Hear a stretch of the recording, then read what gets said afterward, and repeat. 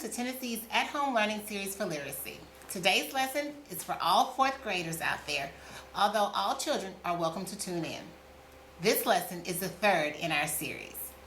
My name is Valencia Smith, and I'm a fourth grade teacher at Wiener Stewart Elementary in Gallatin, Tennessee. I'm excited to be your teacher for this lesson. Welcome to my virtual classroom. Today, we will be learning about a Native American sister and her twin brother who found ways to make their work fun.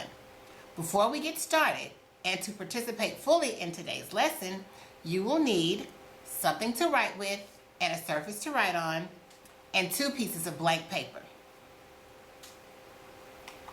Okay, let's begin. What is your favorite game to play? My favorite game is Connect 4. I like to play with my students and at home with my children Jasmine, Jaden, and Jason. Have you ever found a way to make work feel more like play? Sometimes when I'm working, I play music, and that helps it seem more enjoyable. In our story today, I want you to listen closely to how the characters combine work and play. Our text today comes from Native American stories and is called Akandu and Aponi, the Gatherers. Like the stories we've read so far, this is a work of historical fiction. Remember that historical fiction has 2 important features. The stories and characters are made up, but the times and places are real. This story takes place in the past, in the region of North America called the Northeast. This story is told from a child's point of view. You probably remember talking about point of view in school and in lessons 1 and 2. This just means who is telling the story. The title is Akandu and Aponi, the Gatherers. Gatherer means to pick up or harvest. At the top of your paper, put the title Akandu and Aponi, the Gatherers.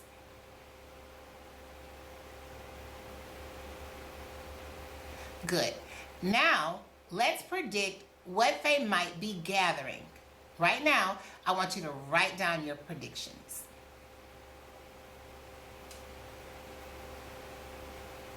Good. I can't wait to find out what they are. Next, on your paper, I want you to make a chart with 2 columns. On one side, I want you to write who, what, when, where, and why.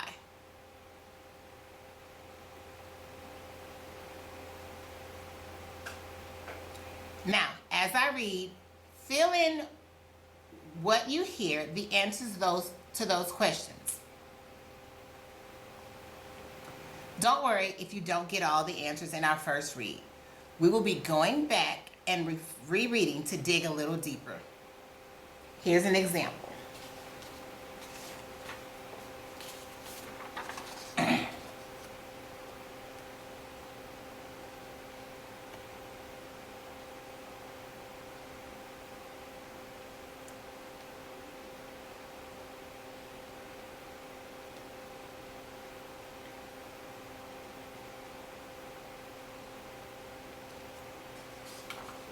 Okay, now, here's our story for today. I stared up at the blue sky and squinted. It was hot. There was not a cloud in the sky. Even though the leaves on the trees were not changing to splendid colors that made me stop and stare. Even the leaves on the trees were now changing to splendid colors that made me stop and stare. The intense heat of the sun still lingered. I stood for a moment and rested my tired feet. I could tell that the heat of the day would soon be replaced by an explosive thunderstorm. I glanced toward our village, but it was now almost completely out of sight. I couldn't see the roofs of the houses and storage rooms, nor the smoke rising up from each family hearth.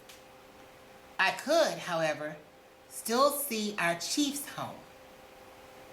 I could also still glimpse the ceremonial buildings that sat upon the large mounds that my people constructed. My brother, Akandu, and I had been sent out with our baskets to gather wild fruits, berries, and nuts. In fact, this was the first time of the year when most of the children in our village were put to work. This was the time when our children gathered nuts, fruits, and berries that could be preserved or dried. We also gathered wild onions and milkweed. Milkweed is a plant with juicy leaves. This food would be needed when the earth was frozen. It was important that we gathered what nature provided for us before the rains came and washed it all away, or the frost came and killed it. The crops that we grew, sunflowers, corn, squash, and tobacco, were also being harvested.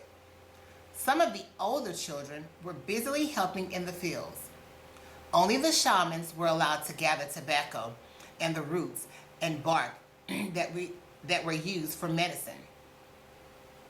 My brother told me that the shamans offered tobacco to the 4 directions of the earth before the roots of the medicine plants were taken. I looked ahead and in search for Akandu. My brother was so far ahead of me, I was losing sight of him. Akandu, slow down, I called to my brother. Can we rest for a while? Akandu looked back at me. He was my twin, and even though we were the same size, he is stronger than I am. Akandu had a large birch bark basket strapped around his waist. It was almost full to the brim with hickory nuts and hazelnuts. I had a basket strapped to my waist too. Mine was smaller than his, and it was only half full with butternuts and acorns. Just for a short while, Aponi, he yelled back. We haven't even begun to collect the berries. Akandu walked back and sat down beside me on the ground. Want to play a game, he asked. Yes, what game? I replied eagerly. We'll play a guessing game, Akandu replied. Now, turn away until I say you can look. Akandu was very bossy, but I loved him. He always stuck up for me when some of the children in the village teased me. Okay, ready, said Akandu. I turned around to see that 3 large autumn oak leaves had been placed on the ground. Akandu had placed a stone under one of them, and I had to guess which one. I only had one guess. We would do these 3 times. When we would switch, and Akandu would have to guess. He always beat me. The one in the middle, I said hopefully. Wrong, exclaimed Akandu. It's the one on the left, he said as he lifted up the leaf to reveal the stone.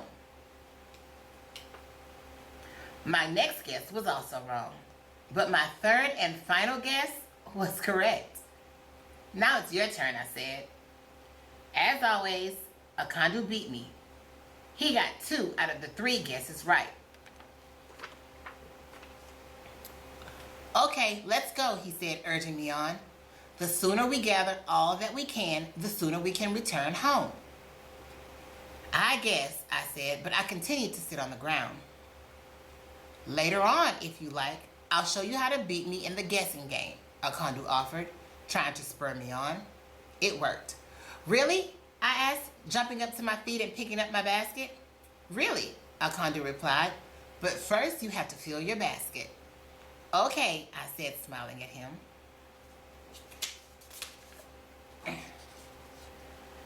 Then I grabbed my brother's hand and walked with him beneath the canopy of red, gold, and copper-colored leaves.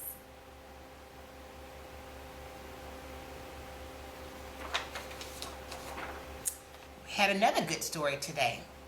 Now I want you to look back at your prediction. In the story, we learned that they were gathering wild fruits, onions, milkweed, hickory nuts, hazelnuts, and berries. Was that close to what you predicted? If you haven't done so already, now I want you to fill in who. The who box on your chart. Who are the characters in our story today? That's right, a condu and a pony. Let's reread the text in sections to complete the rest of the chart. Let's start with this one. I stared up at the blue sky and squinted. It was hot. There was not a cloud in the sky. Even though the leaves on the trees were now changing to splendid colors that made me stop and stare, the intense heat of the sun still lingered. I stood for a moment and rested my tired feet. I could tell that the heat of the day would soon be replaced by an explosive thunderstorm. What information can I use from that paragraph to fill in the when question on our chart? We're looking for the when. I can tell by the description of the setting that this is during the day. Since a pony said it was hot, I'm thinking it might be summer. But then I also noticed that the text said the leaves on the trees were now changing to splendid colors. That means it's the beginning of autumn.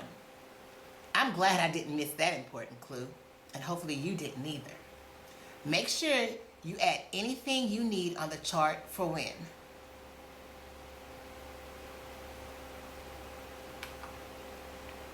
Now let's read a little more. I glanced back toward our village, but it was now almost completely out of sight.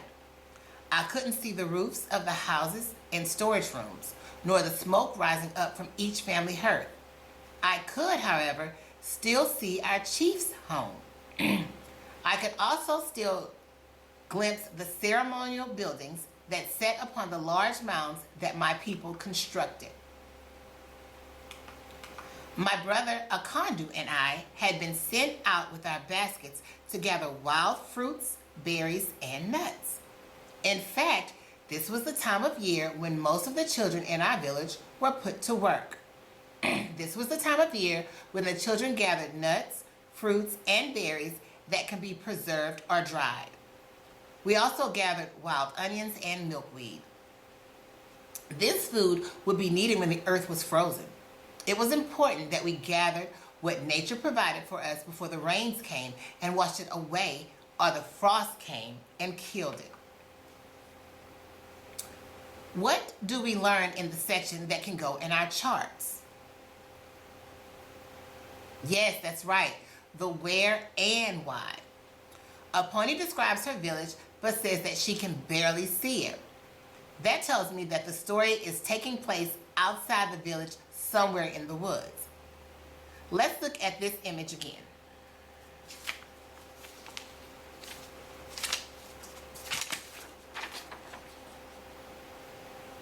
See what you have in your where box and add any information you need. She says that she and her brother had been sent out, so that sounds like someone had given them a purpose or job to do. What was their purpose? Their why?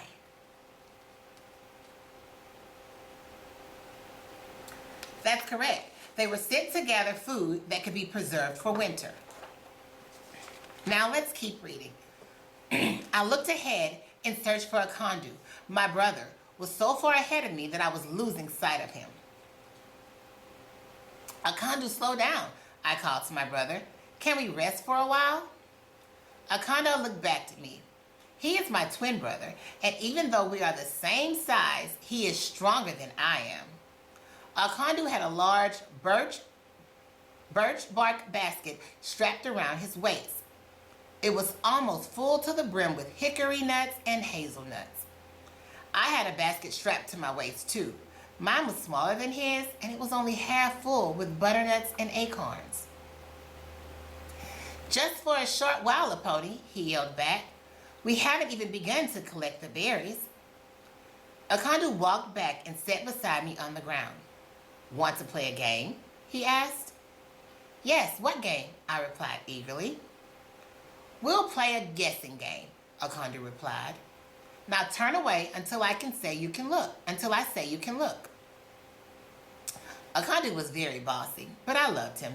He always stuck up for me when some of the children in the village teased me. Okay, ready? Said Akandu. I turned around to see that 3 large autumn oak leaves had been placed on the ground. Akandu had placed a stone under one of them, and I had to guess which one. I only had one guess. We do this 3 times. Then we would switch and Akandu would have to guess. He always beat me.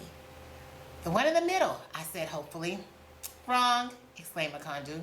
It's the one on the left, he said as he lifted up the leaf to reveal the stone. The next guess was also wrong, but my third and final guess was correct. Now it's your turn, I said. As always, Akandu beat me. He got 2 out of the 3 guesses right. Did you notice the word autumnal? It's in the line. I turned around to see that 3 large autumnal oak leaves had been placed on the ground. What is the root word in autumnal? Autumn. The suffix means it's an adjective that describes the leaves. So there's another clue that this time of the year is autumn. Think about the characters. How are they similar? Yes, they are brother and sister, and they're both children, and they both seem to like the game that they are playing. Now can you tell me how they're different? Yes, in the text it says that they are twins. Even though they are twins, Akandu is bigger and faster than a pony. Akandu is a boy, and a pony is a girl. Now let's keep reading. Okay, let's go, he said, urging me on. The sooner we gather all that we can, the sooner we can return home. I guess, I said, but I continued to sit on the ground. Later on, if you like, I will show you how to beat me in the guessing game, Akandu offered, trying to spur me on. It worked. Really? I asked, jumping up to my feet and picking up the basket. Really, Akandu replied, but first you have to fill that basket. Okay, I said, smiling at him. Then I grabbed my brother's hand and walked with him beneath a canopy of red, gold, and copper-colored leaves. Even though the game was fun, they needed to get back to the job that they had been given. How did Akandu convince a pony to get back to gathering? That's right. He told her that he would tell her how to guess which leaf the stone was under so that she could be better at the game. That might have worked for me too. I like to win games. As we get ready to write our summaries, let's think about some key questions about what happened in the story. What did Akandu, a pony, and the other children in their village do at this time of year? Yes, at this time of year, the children gather nuts, fruits, berries, onions, and milkweed to be preserved for the winter. Now, what did Akandu and a pony do to take a break from gathering items for their baskets? That's right, they played a guessing game led by Akandu. He also promised to show a pony how to beat him if she filled her basket. Take some time to see if you need to add any new information to the what box on your chart.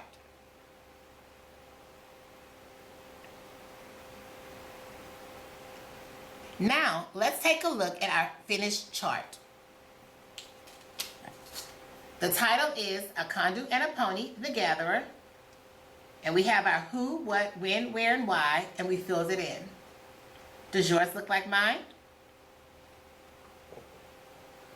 For the who, I know it would be a pony, a condu, and a pony. For the what, they were gathering items from nature to preserve for food during the winter. For the whereabouts, what did you get? I wrote down that they were in a forest near the village. When, I wrote that it was the beginning of autumn. And finally, in the why box, I chose to write that they had to collect food so that they would have it for the winter.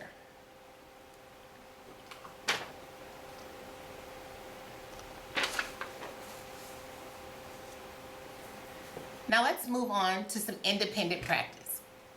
Now that we have reviewed our chart, let's think about how we can put all this information together. Using what you have written, I want you to write a paragraph that summarizes the story. Remember, a good summary includes key information and leaves out the small details. It's from the beginning, the middle, and the end of the story.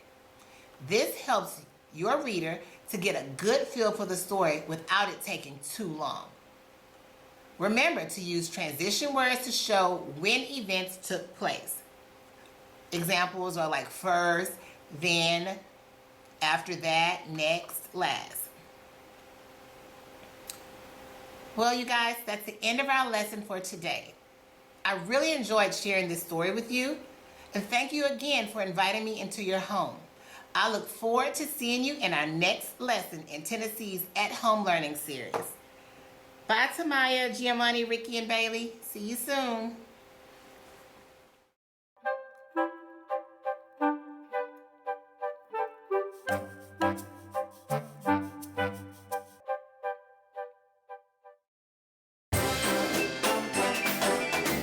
You want to hear a construction joke?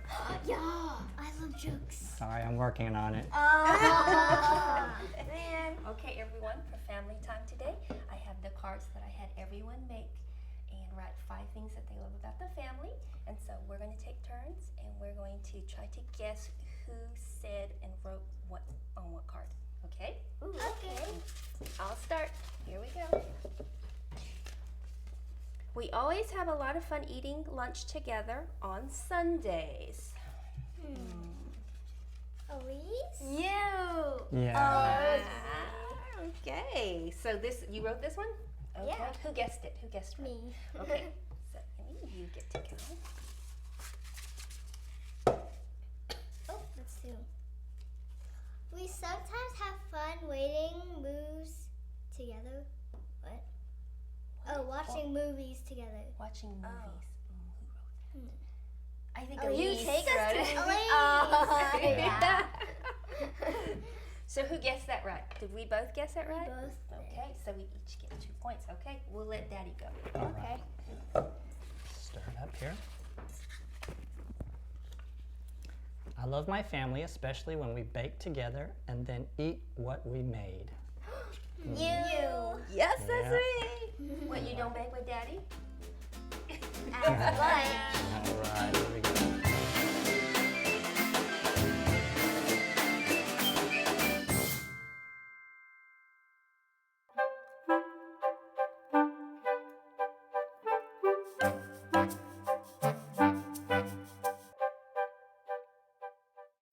What's up, all you crazy Tennesseans? My name is Coach Wood. I'm the PE teacher at Hickson Elementary in Chattanooga, Tennessee. Let's do a little PE workout, all right?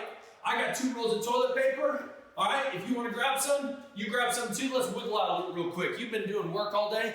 Wiggle, wiggle, wiggle, wiggle, wiggle. We'll get it all out. Don't drop the toilet paper. Don't ruin the toilet paper. Super simple, all right?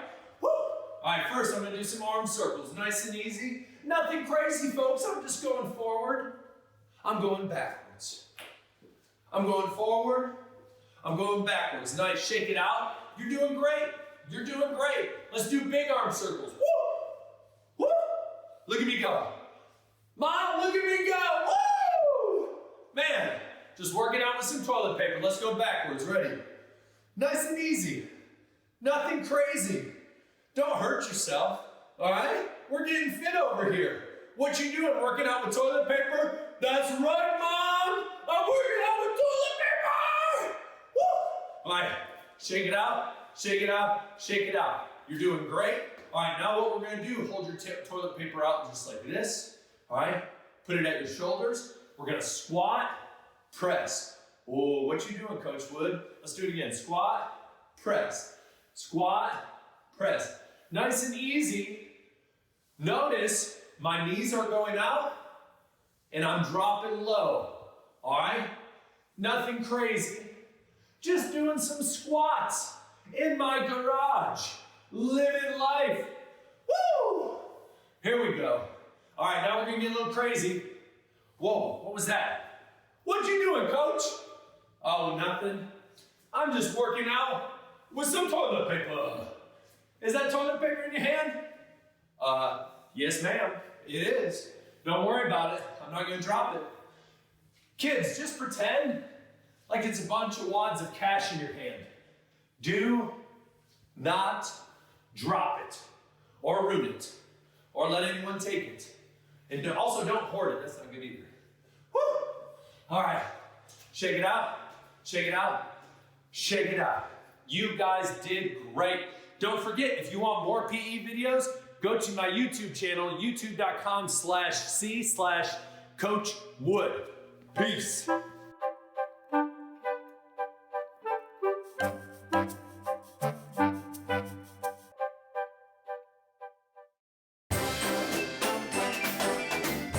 Before you take a drink, do you think we can make this water rise to the top without putting any more water in there?